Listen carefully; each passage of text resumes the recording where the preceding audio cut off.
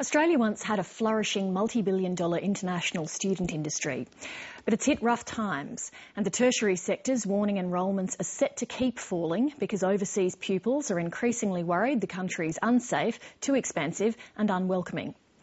These days, Australia's losing out on the lucrative international student dollar to the UK, America and New Zealand. National Affairs correspondent Heather Hewitt reports.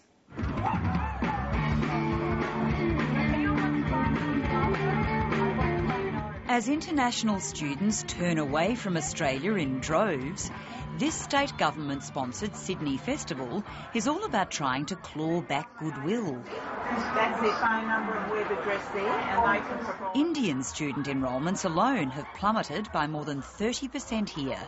But those at the coalface of one of Australia's largest export industries think it will take much more than a harbourside festival to stem the downhill slide and fear of racial violence.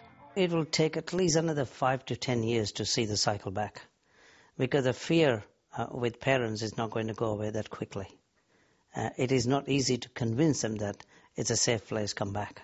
They're not actually coming to Australia, they're going to America, they're going to UK, they're not coming to Australia. Victoria faces twice the problem of New South Wales when it comes to Indian students. TV images of an angry protest in Melbourne almost 2 years ago over alleged racial attacks and the death of one student were beamed throughout India. The industry has never fully recovered, and long-standing education recruiting agents have closed up shop. We are no longer recruiting students from India for education to Australia. We stopped it. Is it just not a sustainable business anymore in the current climate? Not anymore. But the troubles are not just confined to Indian students. Numbers are down overall since the government's crackdown last year on shonky private college operators, student visa requirements and qualifications for permanent residency. In one course alone, our Diploma of Management course, a year ago we had 1,100 students in Melbourne. We're now down to around 500. So what that means is that you've got a massive drop-off in staffing requirements, in classroom capacity requirements, and that's just one course alone. We're seeing a 30% decline of the offshore visa grants, which is the new students coming into the system, and eventually this will flow through into the university sector. Second semester this year, first semester next year, it's only going to get worse. It's the English language training sector that's been most closely monitored because it prepares students to go on to further study at tertiary colleges and universities. The signs are not good. Numbers were down 50,000 last year and continue to fall. So for the universities, that is a very serious problem because those revenues are very important for us, including for the support of our domestic students. Those numbers, I think, worry them because they see that as perhaps meaning 2012 will be a particularly tough year, and I think that's probably right. I think it'll be the hardest year for them, but these changes were necessary. The government is adamant that industry rorts had to be cleaned up, but there's consensus right across the sector the pendulum has swung too far. In Victoria, at least 30 private colleges have collapsed, and now large and long-established institutions are feeling the pinch too.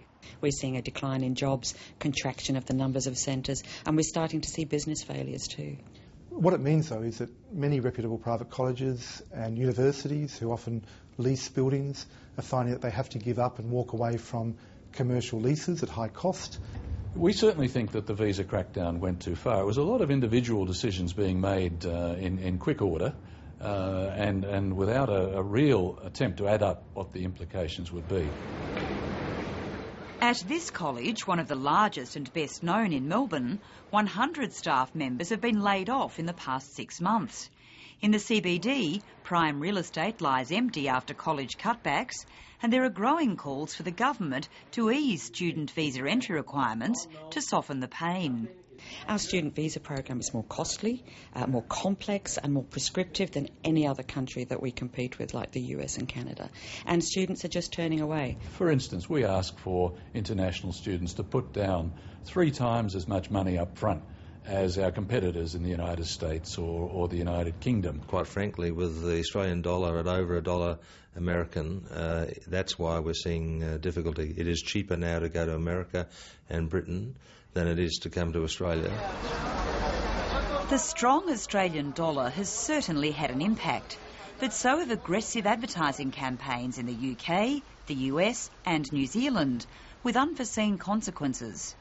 New Zealand has become so open that we've actually got many education agents based in China and based in India now opening their own private colleges all over New Zealand in regional towns, because it's become so easy compared to Australia for an international student to come, study for 2 years, then spend a year or so in New Zealand, qualify for permanent residency in that country, and then under Australia's mutual recognition of New Zealanders, they're allowed to come to Australia and live full-time. I don't have any particular feedback on that issue, but we've obviously had open movement between New Zealand for many years.